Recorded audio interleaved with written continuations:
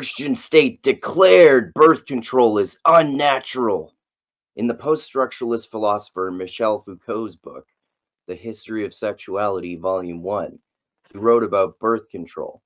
During the Enlightenment in the 1700s, the institutions of religion and government deployed the condemning of birth control as a weapon of Christian technology.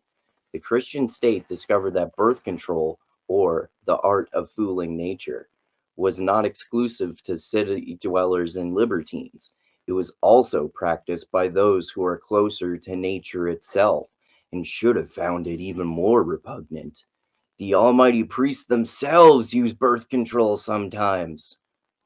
Oh no, sin, not just the lowly peasants, the highest of the high, and not in a good way. Rich people, government officials, and even priests use Satan's witchcraft to prevent the glorious sacrament of procreation. This could not stand, so the Christian church and the authoritarian government during the Enlightenment had to devise a plan to make sure they maintain their control over the population. There must be consequences for sex. People cannot be allowed to get away with sex for fun and all and have sex that doesn't lead to childbirth.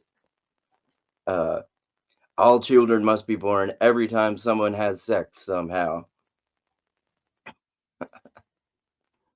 The institutions of the Christian church and authoritarian quote unquote enlightenment or enlightened governments use their power to declare birth control as unnatural and make it illegal. They literally turned birth control into a sin and a crime.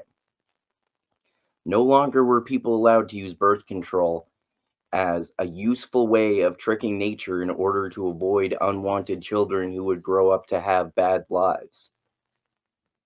Even rich and powerful people could no longer be permitted to defy God and the government's will for sex to not be enjoyable and to be only for procreation.